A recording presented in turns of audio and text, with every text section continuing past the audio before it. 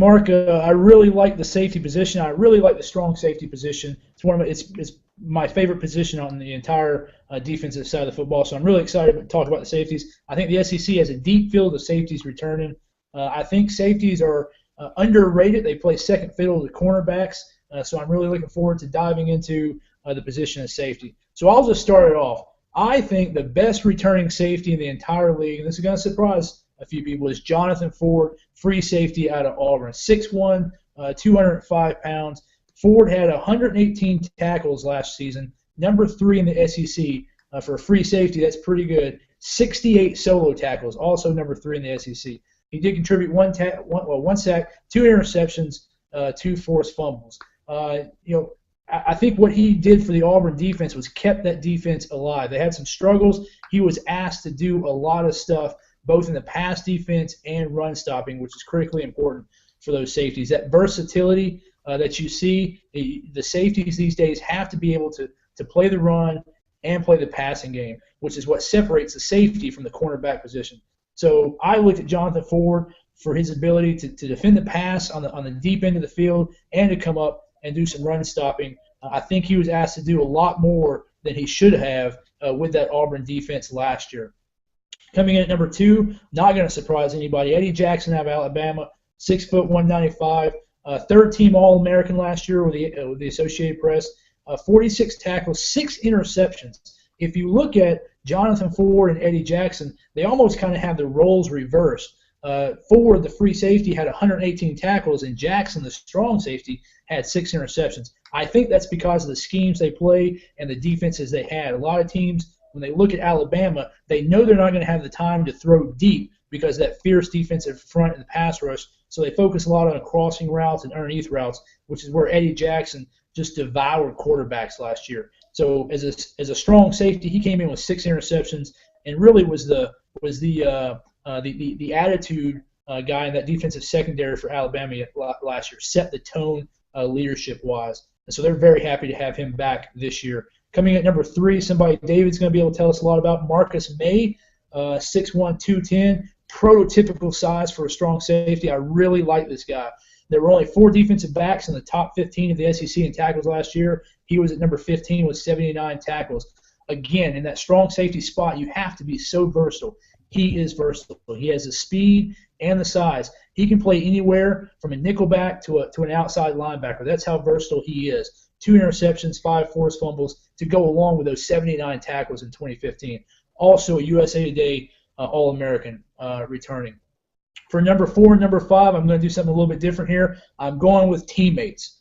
Number 4, Dominick Sanders out of Georgia, and number 5, Quincy Mauger out of Georgia. Georgia had the nation's best pass defense last year at 156 yards per game. That's pretty impressive, even playing in what many consider a run-first conference in the SEC. Dominick Sanders had 48 tackles, 6 interceptions, a sack, and 5 tackles for losses. That's impressive, contributing across the board from his free safety position. A lot of speed there. He can close across the field to make the tackles or to prevent those deep passes.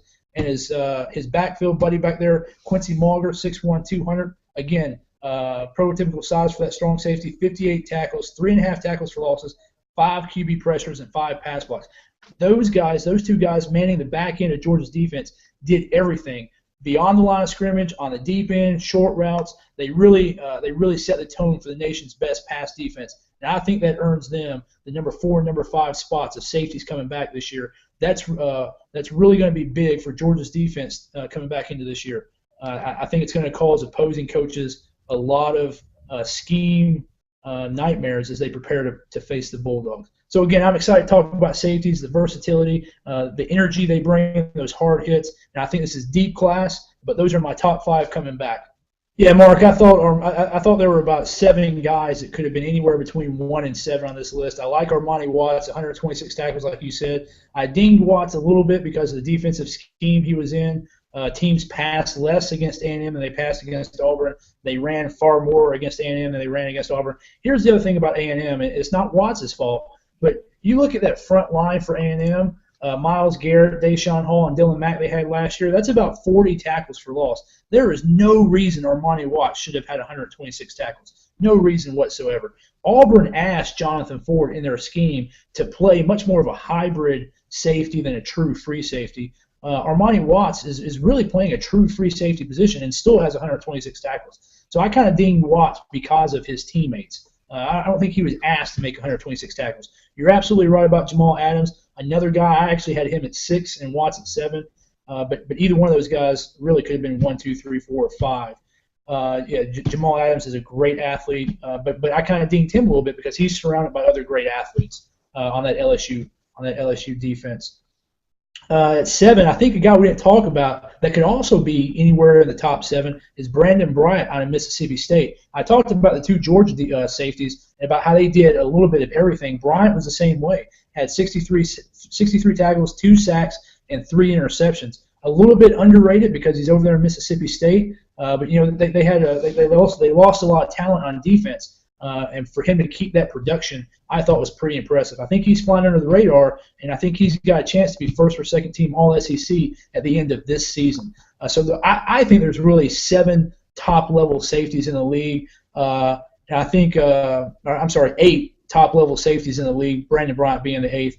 I think you also need to look at the only 2 other guys I'll mention is Todd Kelly Jr. out of Tennessee. And here's my wild card, Tony Connor, highly rated Ole Miss guy, had a really good 2014 season, got injured in 2015, but in the 5 games that he did play before and after his first injury and before his second injury, really didn't have the production people thought he was going to have.